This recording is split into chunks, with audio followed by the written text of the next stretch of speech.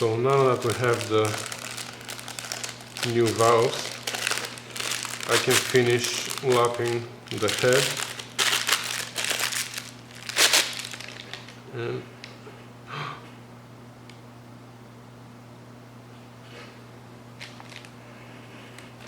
intake.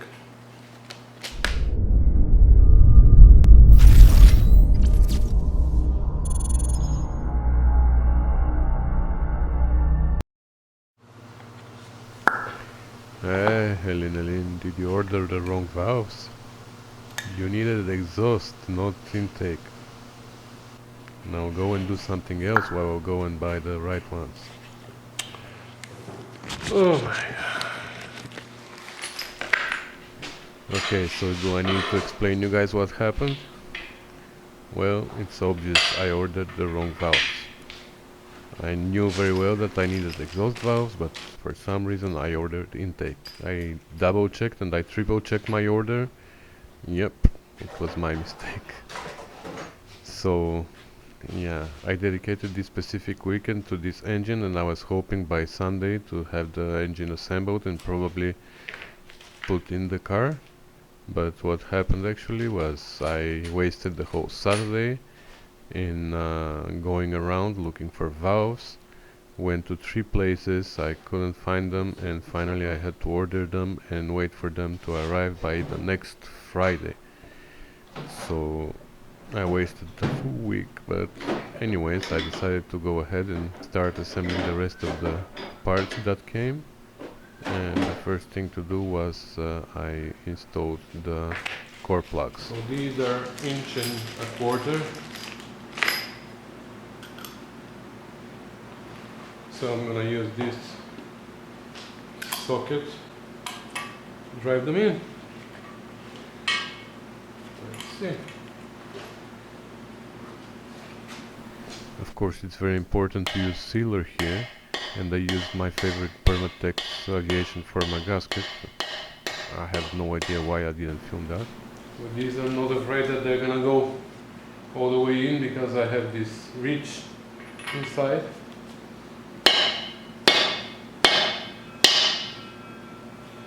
This looks good.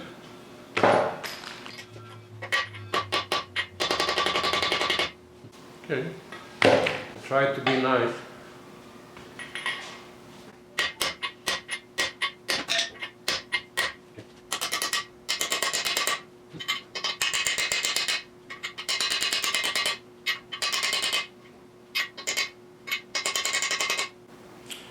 There's a special tool that I don't have that has a little flange around, so when it reaches the surface of the block it stops, but I don't have it.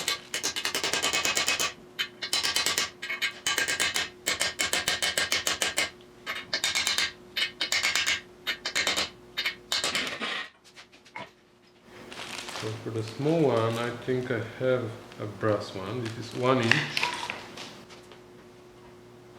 Yeah, this is a little bit less than 1 inch, so this is the one for here. And for the big one though, wow, do I have the big one? This is 1.5 too.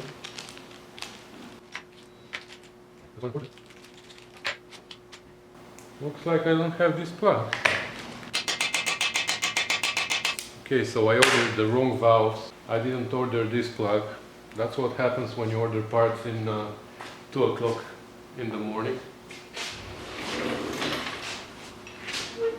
If I have this one, so that's 1.25 inches. I have 1.25 inches, right? Yes, and I have it in brass.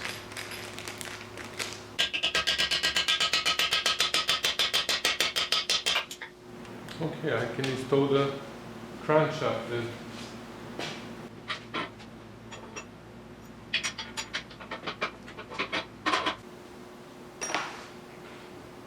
So I'm gonna blow all the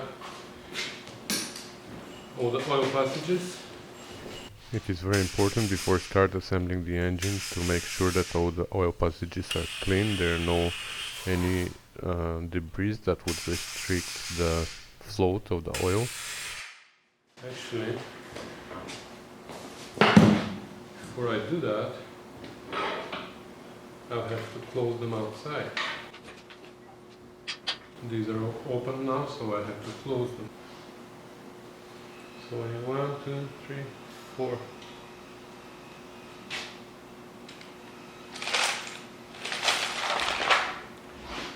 here are the 4 screws.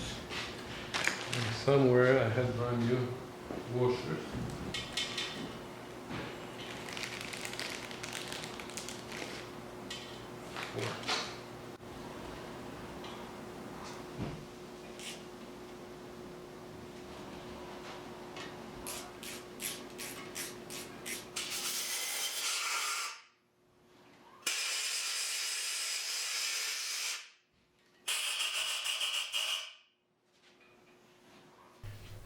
Same thing goes for the crankshaft. All the oil passages need to be cleaned, especially if the crankshaft went to machine shop. It's possible that there are some shavings in the passages, so make sure that when you blow through the main journals, air comes out from the crank pins. And it would be a good idea to use assembly lube here because it stays longer on the surfaces. But I don't have assembly lube, so I'm using regular engine oil. And then before I crank the engine for the first time, I'm gonna prime the oil system. Two sets of thrust washers here, standard and 005. I guess the standard is the one that I need, but just in case I ordered the 2 sizes.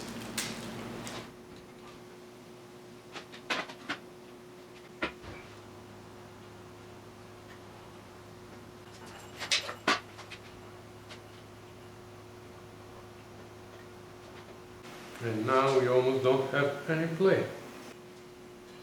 So I'm gonna measure it quickly.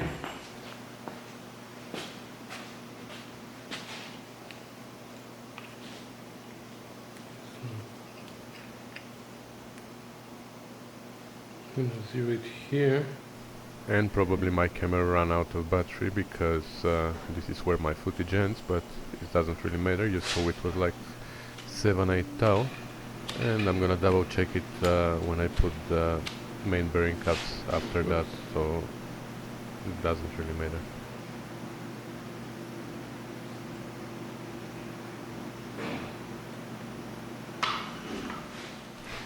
Well, maybe here I should say that except of the thrust bearings, I didn't change any other bearings, because after the results from the plastic gauge and from my measurements, it looks like these original bearings are in a very good shape, so I decided to keep them, the main bearings and connecting rod bearings.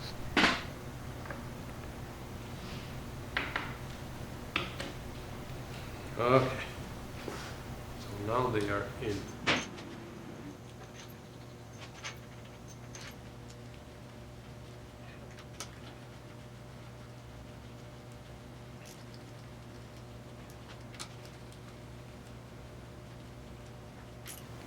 Now I don't remember what was the torque. I need to go check. Excuse me. So the spec says 50 foot-pounds for this.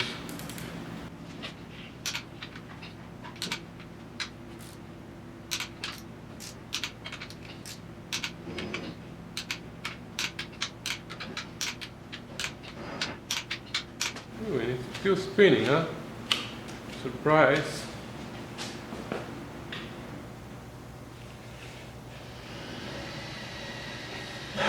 No play, as expected. Okay, now I'm gonna double check the end play, just in case something changed.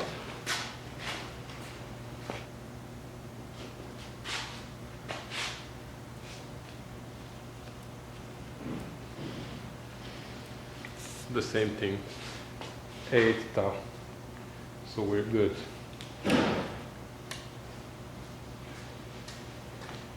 So now, until I put the camshaft it doesn't make any sense to install the oil pump, so I'm gonna leave it out for now.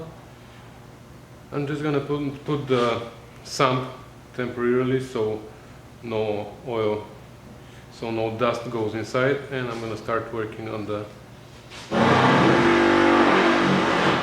Actually, I can install the ceiling block, which I was supposed to clean.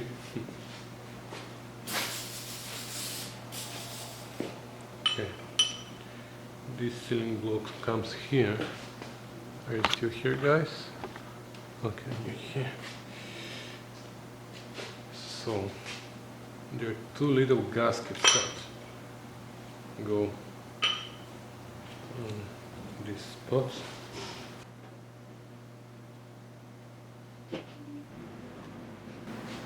Now these need to match ceiling block, so they must be like that. Ceiling block comes like that, so this gasket goes there.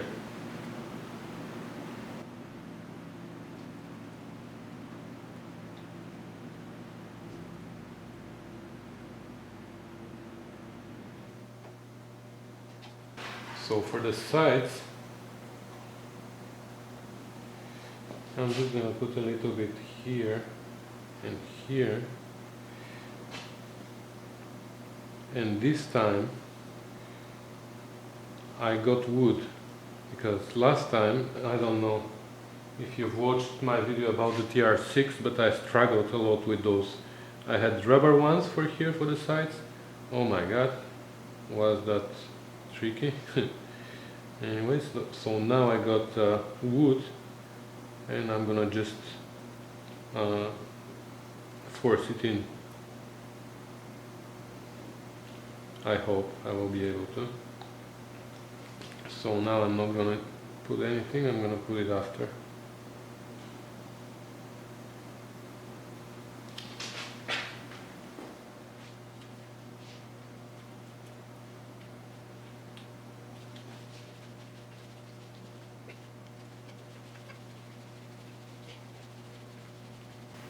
Okay, before I tighten it here permanently,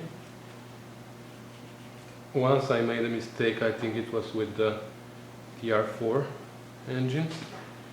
I didn't line up the ceiling block. Now here I have a gasket that's sticking out. Can I move this gasket a little bit?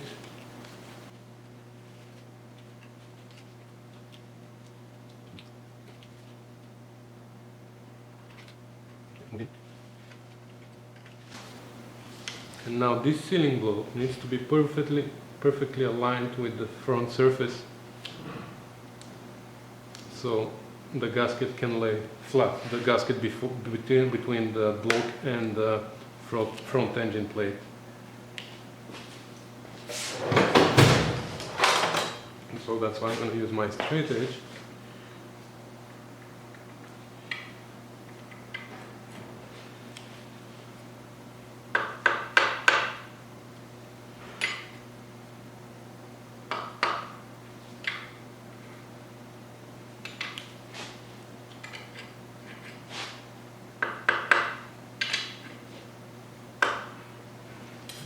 I think that's where we need to be.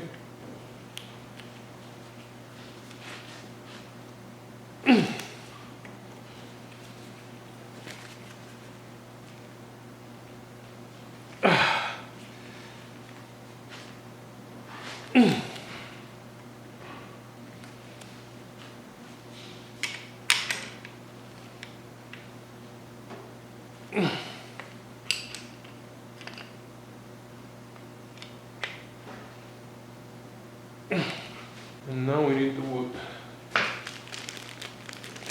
So now this is like a wedge on one side, so it's gonna go in, but it's a little bit too wide, so I need to narrow it down. I'm just gonna put more of this here. Almost gonna fill it up.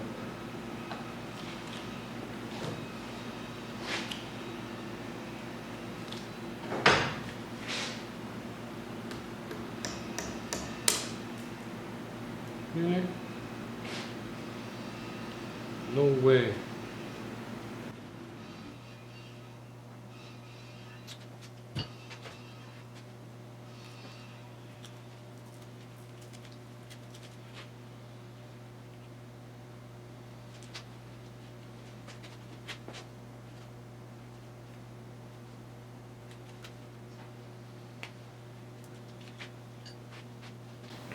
So I don't get it, because the grain of the wood goes in this direction, so how is that gonna stay?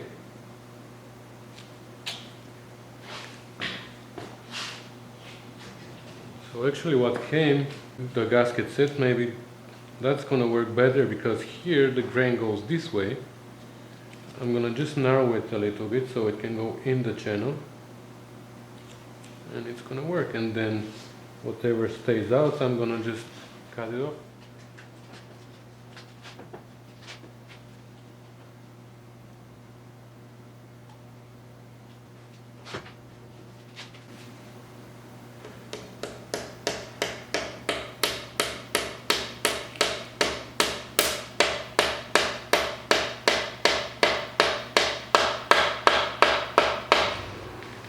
That works better. That sounds very well.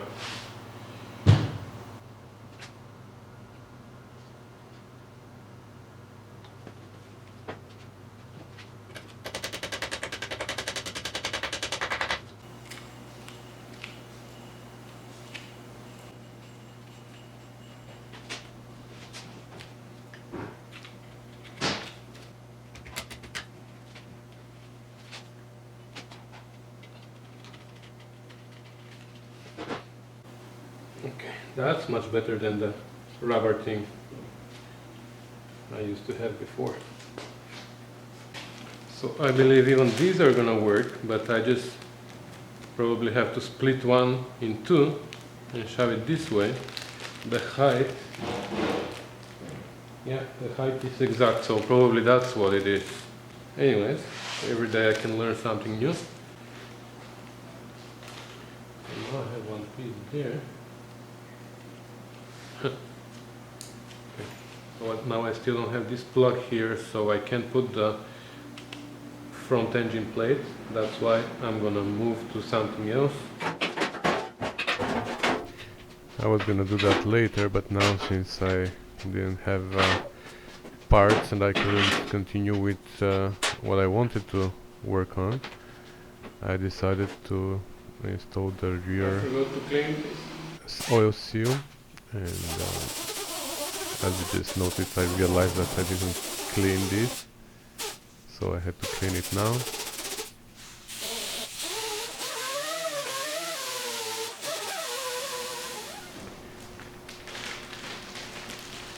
So I installed the new seal for the rear end.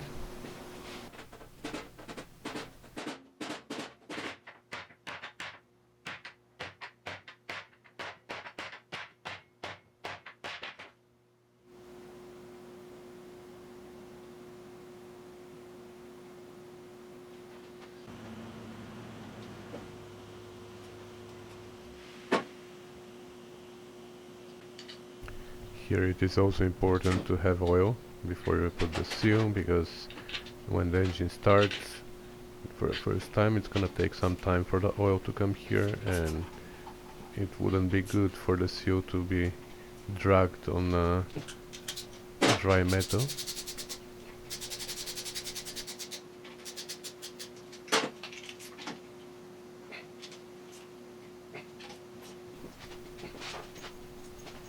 Well, anyways, I think that was everything I did for that night. That was Friday night, I think, and as I said, the next day, Saturday, I spent going around looking for those valves. I went to a couple of places and I couldn't find them, so I had to order them and wait for them to come till next Thursday or Friday. And anyways, at least I managed to find the 1.5 inch core plug, so I could continue working on the engine, but all of this I'm gonna show you in my next video. So thanks for watching and thanks for all your nice comments, guys, and I will see you next time.